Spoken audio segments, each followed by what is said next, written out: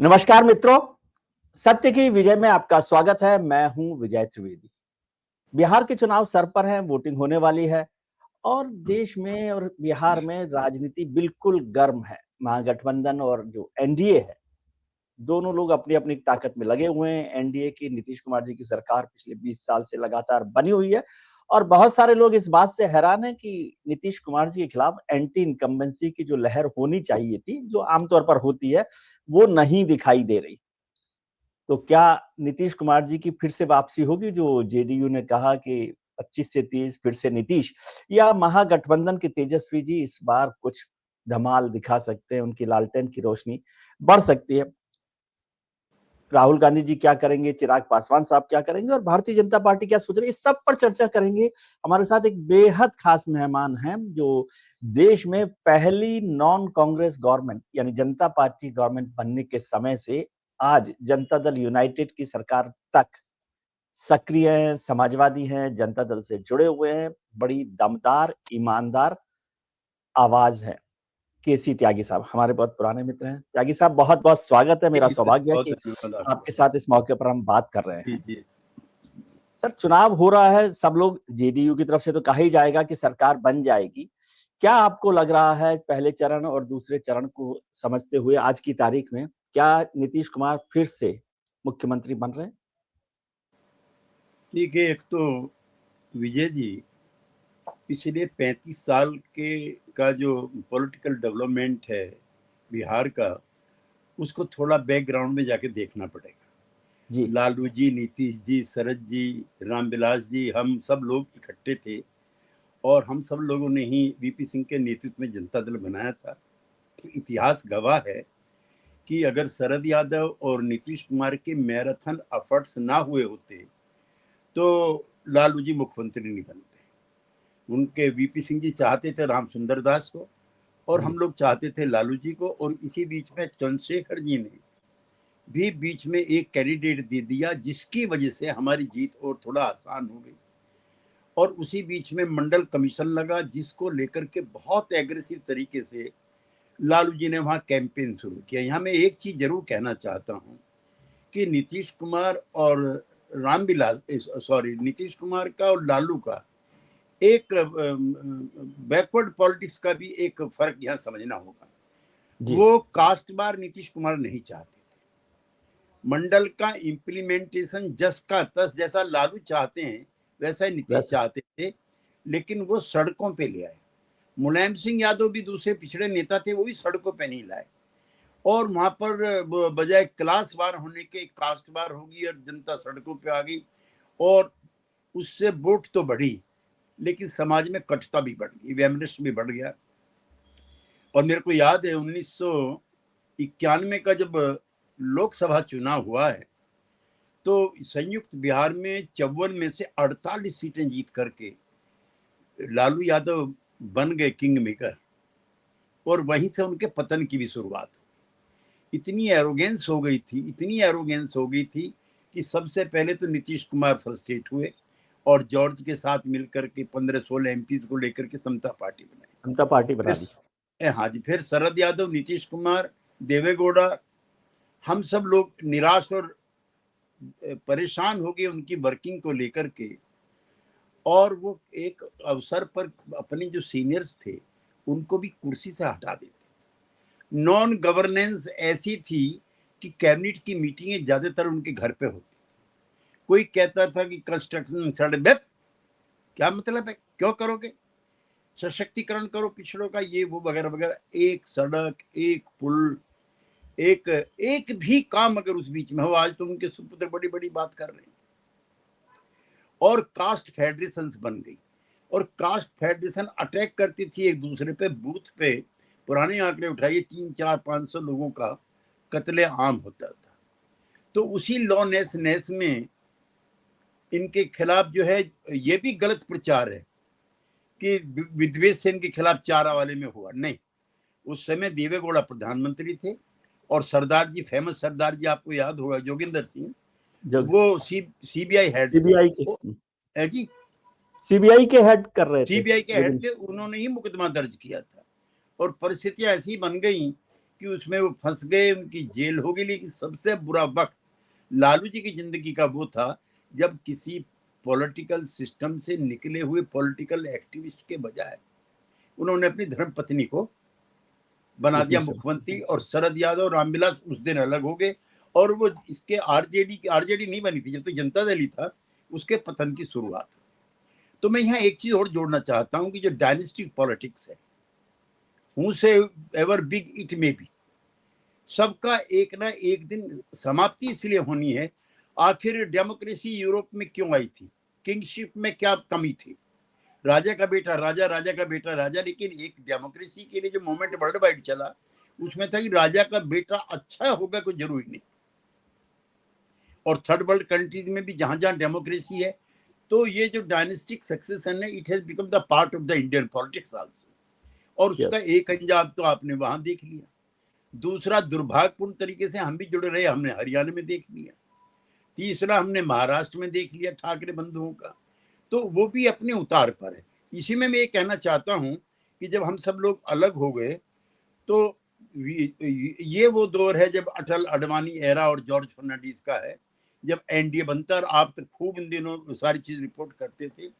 और तब एक यूनियन मिनिमम प्रोग्राम बना जिसके तहत एनडीए बना, जॉर्ज उसके कन्वीनर बने।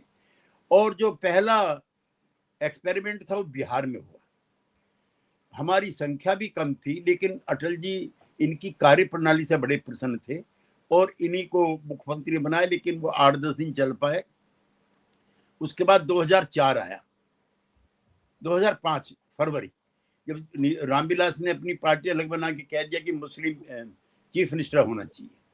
अब मैं यहाँ एक महत्वपूर्ण चीज आपकी जानकारी के, पाठकों की जानकारी लिए कहना चाहता हूँ।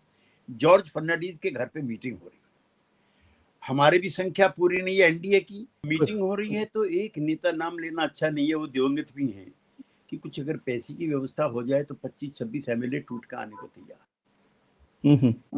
ये है नीतीश कुमार, खड़ा हो जाता है और कहता है कि इसके बाद अगर मुख्यमंत्री मुझे बनना है तो मैं उम्मीदवार नहीं, और मीटिंग से वॉकआउट कर जाता है। ये आज की बात नहीं है, वो चाहते और बाद में बने भी, 2005 में बने भी, जब दोबारा चुनाव हुए। हाँ जी। एक दूसरा, ये सुशील मोदी ने मुझे बताया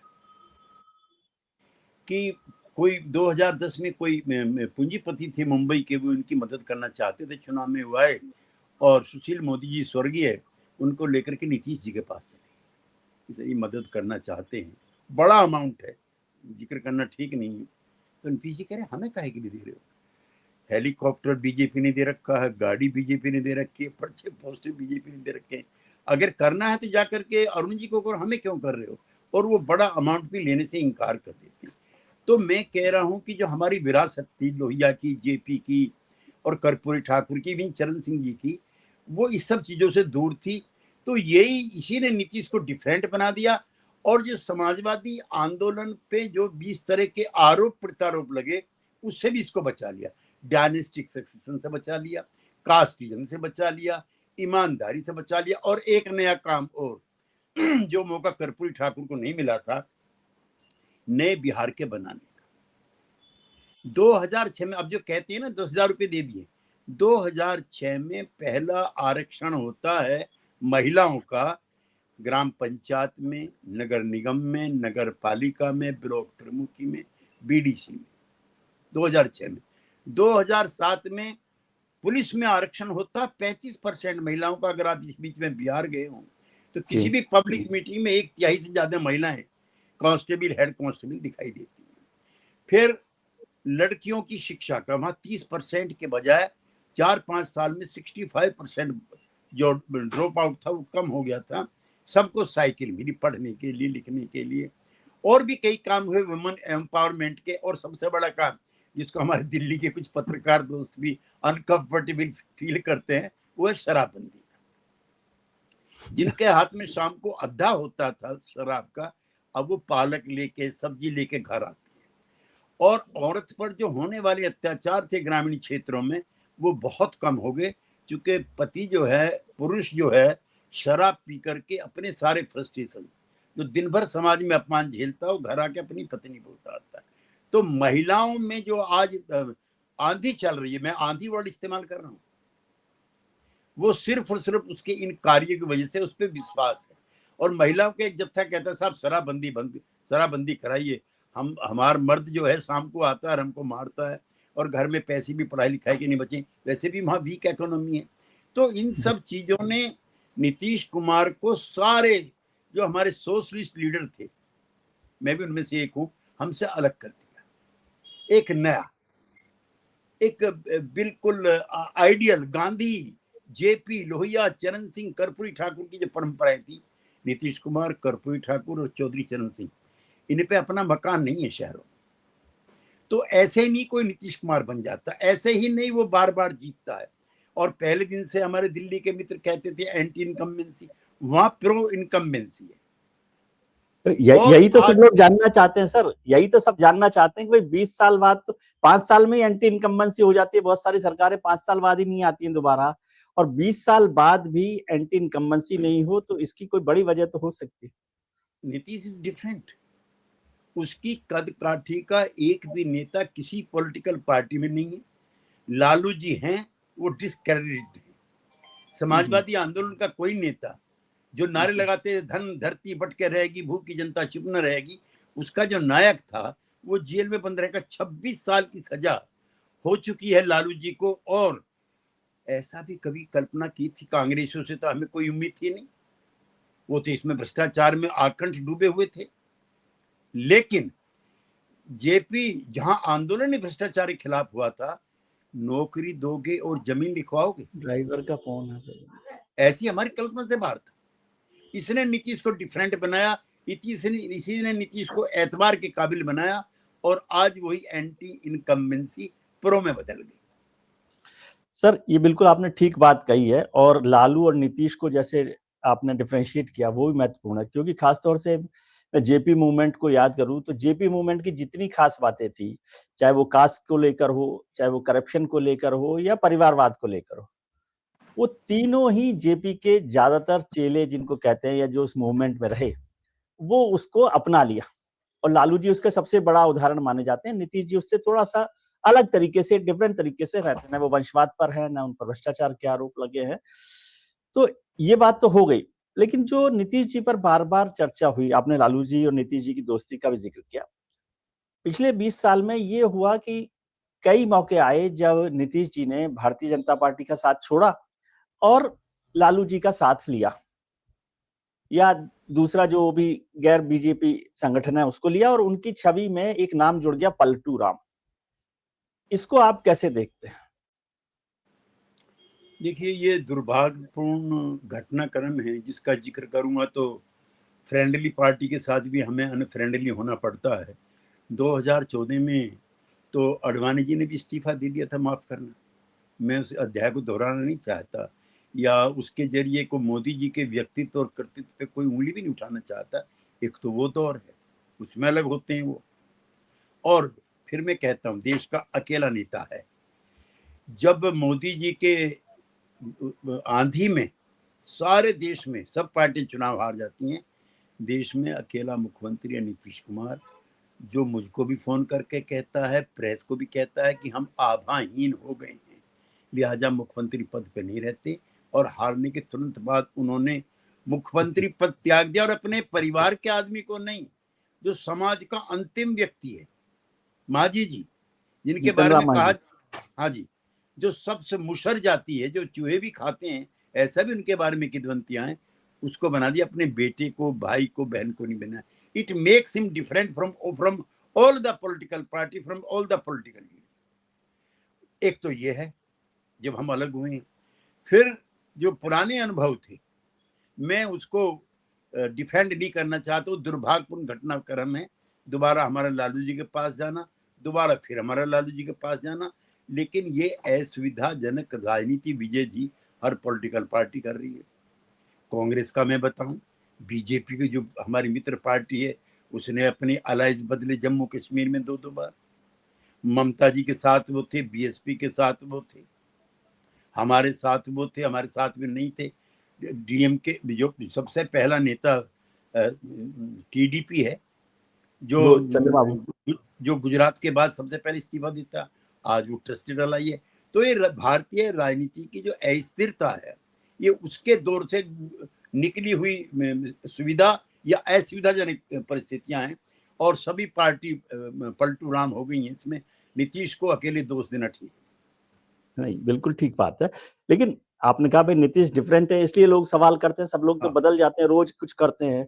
जैसे आपने चंद्रबाबू जी का जिक्र किया गुजरात के वक्त, लेकिन गुजरात के वक्त नीतीश जी नरेंद्र मोदी के साथ रहे, वाजपेयी सरकार में बने रहे, बल्कि रेल मंत्री थे, मुझे जितना याद आता है वो उस वक्त। ठीक है, बिल्कुल सही है ना। और फिर जब 2013 में वो छोड़ते हैं, वहां पर भी समझ में आता है। और अभी जो बात हुई खासतौर से 2024 के इलेक्शन से पहले, तो क्या मुख्यमंत्री जी नीतीश कुमार जी की ये इच्छा थी? एक तो सरकार में रहने की इच्छा तो होती है, यदि आप बार बार पलट रहे हैं तो इससे तो इनकार नहीं कर सकते। लेकिन वो क्या जब इंडिया गठबंधन उन्होंने बनाया तो प्रधानमंत्री बनना चाहते थे नरेंद्र मोदी के सामने खड़े होकर? इसमें कोई आपत्ति नहीं है, मैं सवाल के तौर पे समझना चाहता हूँ। और फिर ऐसा क्या हुआ कि उन्हें वापस आना पड़ा? देखिए, वही ये वो दौर है जब हम अलग हो जाते हैं। उसी बीच में देवीलाल जी की पुण्यतिथि हिसार में मनाई जाती है। मैं भी उसमें नीतीश कुमार जी के साथ गया हूँ। प्रकाश सिंह बादल है, फारूक अब्दुल्ला हैं, एस.डी. देवेगौड़ा हैं, प्रकाश करत हैं, डी राजा हैं, और काफ़ी नेता हैं। मैं बादल साहब को और चौटाला साहब, ये एंटी कांग्रेस है, जी। इनको हाथ जोड़ करके समझाते हुए देखता हूँ मैं कि भाई अगर सब इकट्ठा नहीं होंगे तो हम मुकाबला बीजेपी से नहीं कर सकते। और धीरे धीरे वो सब ऑथराइज करते हैं नीतीश कुमार को। बात की, वो दिल्ली आते हैं, सोनिया जी से मिलते हैं, राहुल जी से मिलते हैं, और कहते हैं आप लीड लीजिए, आप बड़ी पार्टी। और मैं बहुत ही घमंड के साथ नहीं लेकिन उत्साह के साथ कहना चाहता हूँ कि मोदी जी को छोड़ दीजिए। उस समय उनके जैसा चरित्रवान, ईमानदार, प्रो पीपल देश में कोई नेता नहीं है। अगर वो प्रधानमंत्री हम लोग उनको चाहते थे तो उनमें वो सारे गुण थे जो किसी अच्छे प्रधानमंत्री में होने चाहिए। मैं कोई छिपाना नहीं चाहता, लेकिन हमने कभी कहा नहीं कि ये शर्त है। अब कांग्रेस पार्टी 6 महीने तक कोई मीटिंग नहीं करती। आप याद करो, आपने भी कवर किया होगा, पहली मीटिंग पटना में होती है। पटना में वो तो कन्वीन तो उन्होंने करी थी ना, सारे बुला दिए ना। राहुल गांधी के बराबर में केजरीवाल बैठा है, उधर ममता बनर्जी बैठी हुई है। ये कोई मामूली घटनाक्रम नहीं था। फिर कोई मीटिंग नहीं होती। फिर बड़े प्रयासों के बाद वहां पे होती है बंगलुरु में, फिर उसके बाद मुंबई में होती है, और घटनाक्रम ऐसा बदल जाता है, ये लगने लगता है कि नीतीश कुमार स्वाभाविक मोदी जी के विकल्प के रूप में इस नए गठबंधन के नेता हैं। तो इंट्रिंग्स और मैनिपुलेशन कांग्रेस की तरफ से शुरू हो जाती है। और अशोका होटल का आपने भी कवर किया था। ममता जी कहती है कि नहीं नहीं, इनको कन्वीनर नहीं होना चाहिए। तो राहुल गांधी नीतीश जी को संबोधित करते हैं कि नहीं नहीं, आपके नाम पे ऐतराज है, जैसे उनके नाम पे सबकी सर्वानुमति है। और नीतीश कुमार जी क्षुब्ध हो जाते हैं। एक बार वो 2 दिन 3 दिन के लिए दिल्ली आते हैं, तो राहुल गांधी से मुलाकात तक तय नहीं हो पाती। फिर हम सब लोग तय करते हैं, नाउ अनफ इज अनफ। हमारे जो पुरखे थे लोहिया जेपी, वो ठीक थे कांग्रेस पार्टी के चाल चरित्र और चेहरे के बारे में। अपने अलावा और किसी के साथ ये पावर शेयर नहीं करेंगे। तब हम फिर पुनः बीजेपी के साथ अपने आप को जोड़ते हैं। अब मैं यहाँ एक चीज जरूर कहना चाहता हूँ जी। ये सोशलिस्ट मूवमेंट के 90 साल हैं।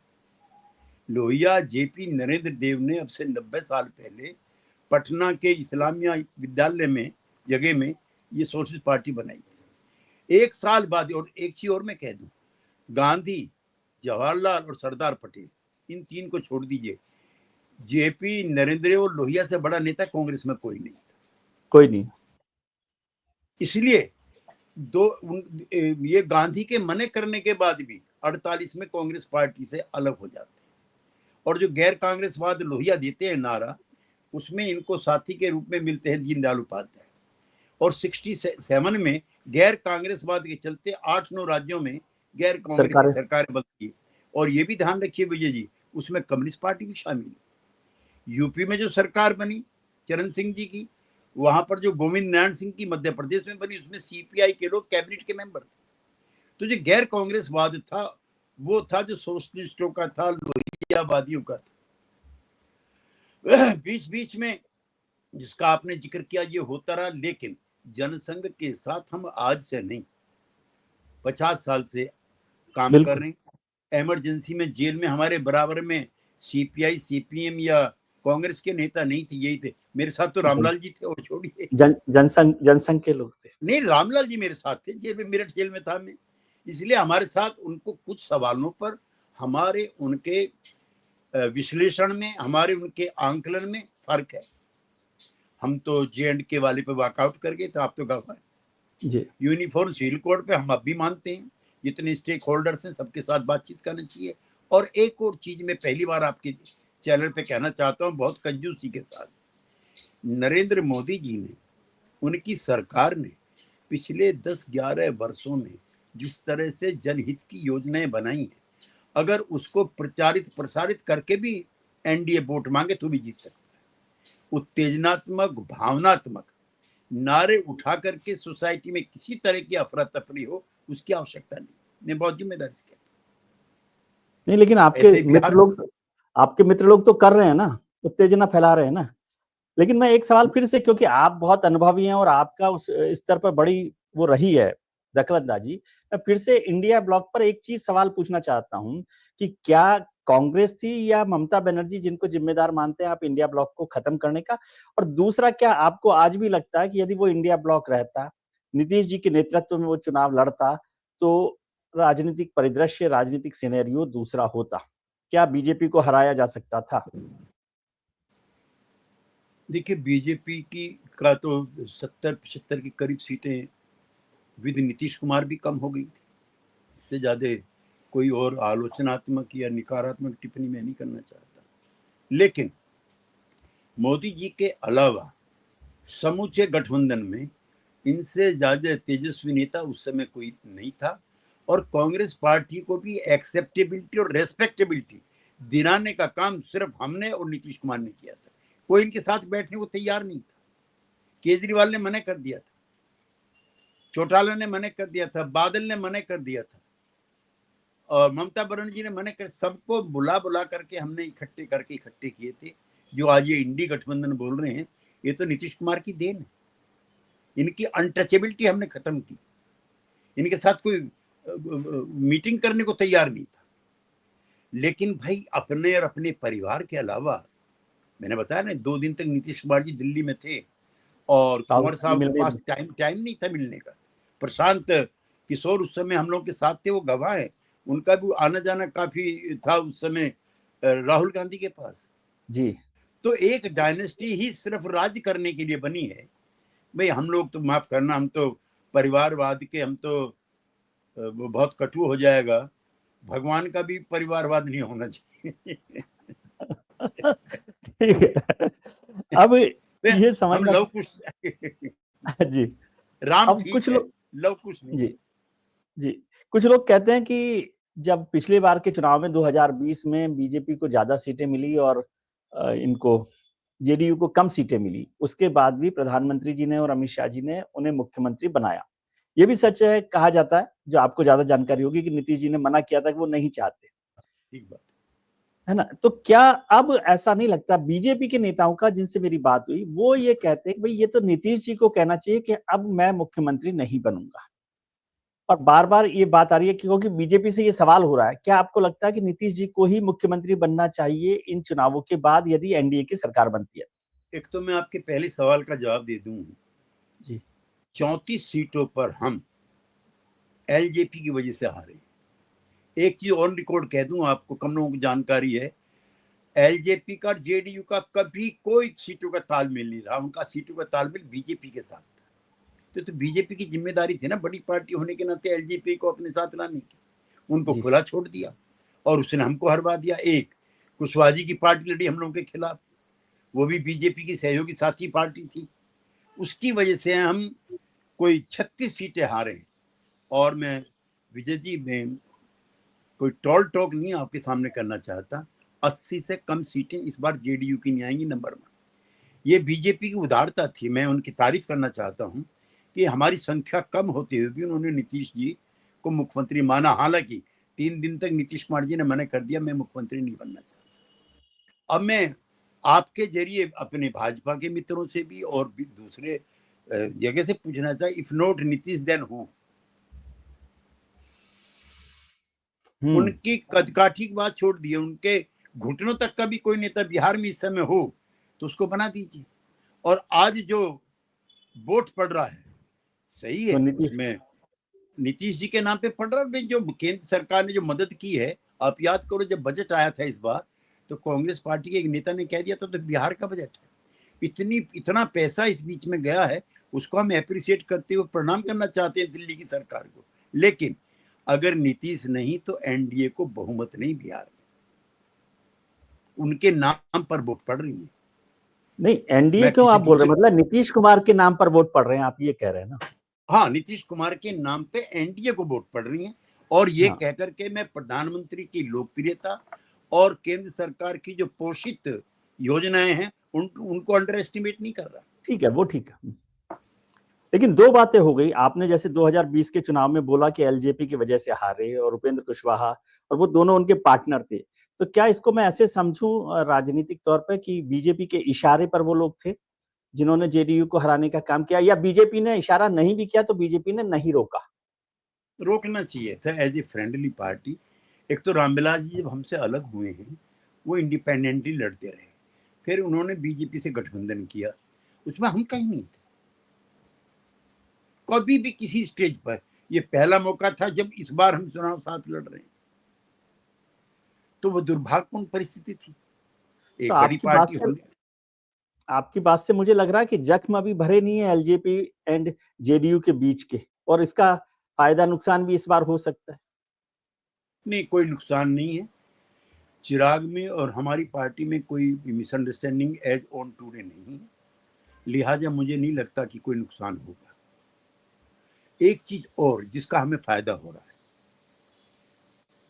पद यात्रा में एक तो कांग्रेस पार्टी के बारे में विजय जी एक चीज मान लीजिए, वो पहले अपनी सर्वाइवल के लिए लड़ रही थी। उसे बैसाखियां चाहिए थी, मध्य प्रदेश में भी चाहिए थी, हालांकि इग्नोर करते रहे। उत्तर प्रदेश में अखिलेश यादव की पार्टी, वहां पे तेजस्वी यादव की पार्टी। लेकिन जब से 100 सीटें आई हैं वो सर्वाइवल के बजाय अपने रिवाइवल पे लग गए। अब वो अपने रिवाइवल के लिए लड़ रहे हैं कि शायद ये रिवाइव हो जाए, सारा बढ़ जाएगा, रिवाइवल हो जाएगा। हाँ, और अब जब बिहार में गए हैं तो काफी भीड़ जो है जुटी थी, इसमें दो राय नहीं है। तो राहुल गांधी को ये लगा कि this is the extension of RJD. RJD एक सैचुरेटेड स्टेज पार्टी में आ गई है, इसके बियॉन्ड वो नहीं जा सकती है। जहां लालू जी का आरजेडी का जिक्र आएगा तो पुरानी चीजें फिर जिंदा हो जाएंगी। इसलिए वो नहीं चाहते थे कि ये लड़का जो है तेजस्वी यादव मुख्यमंत्री का दावेदार बने। बिल्कुल ठीक कहा अमित शाह जी ने कि कट्टे की नोट पे बनवाया गया, जबरदस्ती बनवाया गया, और 5-6 सीटें कांग्रेस ने लेकर के उसको बना दिया। अब ये लालू की RJD, it is not beyond that. ये चाहता था Rahul Gandhi, which was not incorrect also, कि it must be a multi caste multi class गठबंधन कोलिशन, जो नहीं हो पाया। हाँ, नहीं हो पाया। और ये सही है कि अगर किसी को ना घोषित करते, जैसे एनडीए में नहीं घोषित हो रहे थे, लेकिन बिहार का बीजेपी का कोई नेता नहीं है जो सारी मीटिंगों में ना कहता if not Nitish then who, Nitish ही बनेंगे मुख्यमंत्री।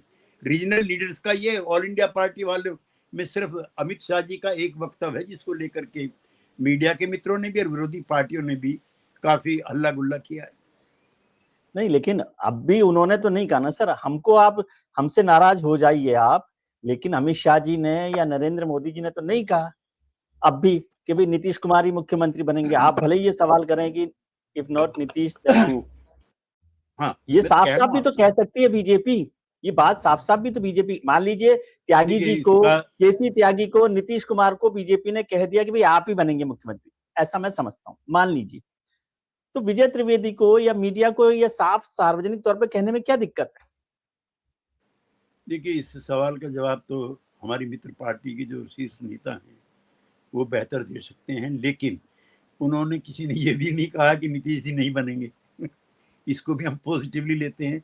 और वहां चिराग पासवान हर मीटिंग में कह रहे हैं, जायसवाल हर मीटिंग में कह रहे हैं, इवन डिप्टी चीफ मिनिस्टर हर मीटिंग में कह रहे हैं, और मांझी जी की और कुशवाहा जी की तो छोड़ दीजिए, उन्होंने तो बड़े बड़े होर्डिंग पोस्टर लगाए हैं अगले मुख्यमंत्री के रूप में।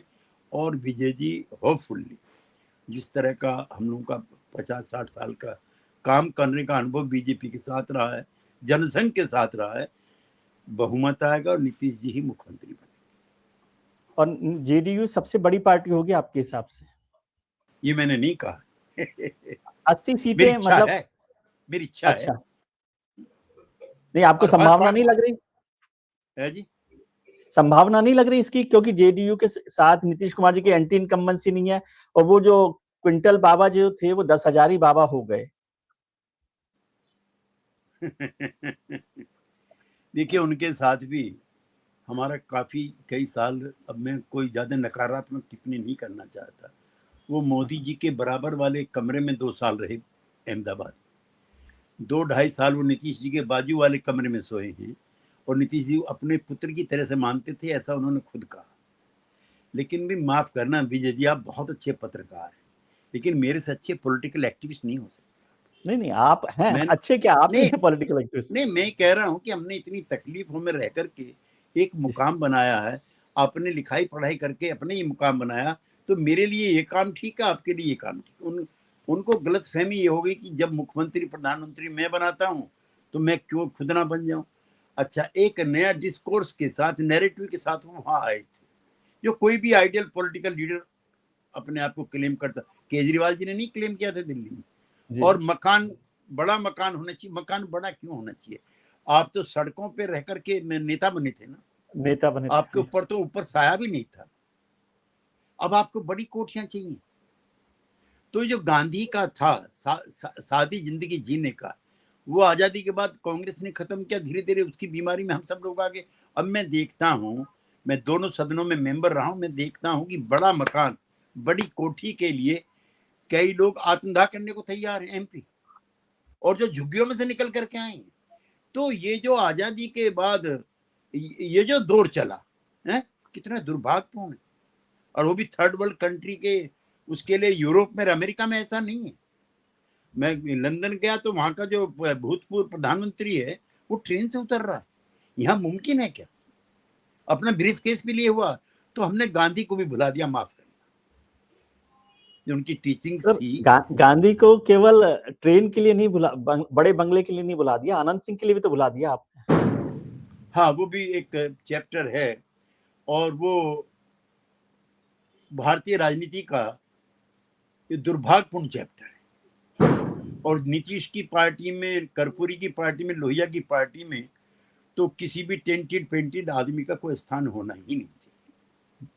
लेकिन पिछला चुनाव उन्होंने आरजेडी से लड़ा, अब हमारी पार्टी में हैं, और मुकदमे उन पर हैं, और सभी जेंटलमैन हैं वहां पे। सूरज भांजी भी जेंटलमैन है, दुलारचंद लेकिन यादव जी भी जेंटलमैन। ललन सिंह जी ने तो कहा कि अब हर आदमी अनंत सिंह बनकर चुनाव लड़े, तो क्यों आप मोकामा को अनंत सिंह बनाना चाहते हैं? अब ललन जी वहां के नेता हैं और सांसद हैं, और उन दोनों में मित्रता भी है। चलिए कोई बात नहीं, अब इस पर ज्यादा हम चर्चा नहीं करते। बहुत बहुत शुक्रिया आपका, और बहुत बहुत शुभकामनाएं कि जनता दल अच्छा से बहुत काम करे धन्यवाद। चुनाव में आपके लिए। बहुत शुक्रिया, बहुत आप जैसे लोग बने रहने चाहिए सर, ये हम अब हम हमेशा अब हम भी 76 हो गए। नहीं 76 नहीं, लेकिन आप जैसे लोगों की जरूरत समाज को और राजनीति दोनों को चलिए, है। आप इतना अच्छा सोचते हैं हम लोगों के बारे में, वरना तो पॉलिटिकल जो क्लास है समूचे देश में कलंकित हो गई। और जब डिस्प्रपोर्शनेट एसेट मुकदमे, और आज तो मुझे पढ़कर के बड़ी ताज्जुब हुआ, एडीआर की रिपोर्ट में सबसे ज्यादा टेंटेड पेंटेड जो हैं वो प्रशांत जी की पार्टी के निकले, जन स्वराज पार्टी में बताए गए। जन स्वराज पार्टी। तो भाई कैसा समाज बनाना चाहते थे आप? तो हमको, आरजेडी को, कांग्रेस को, बीजेपी को, तो ऐसे प्रयोग भारतीय राजनीति की ऐसा है। हमारे कुछ पॉलिटिकल कंपल्सन्स होते हैं, लेकिन फिर भी हमसे अच्छा कोई नहीं है। चलिए बहुत बहुत शुक्रिया, थैंक यू सर, बहुत शुभकामनाएं, थैंक यू।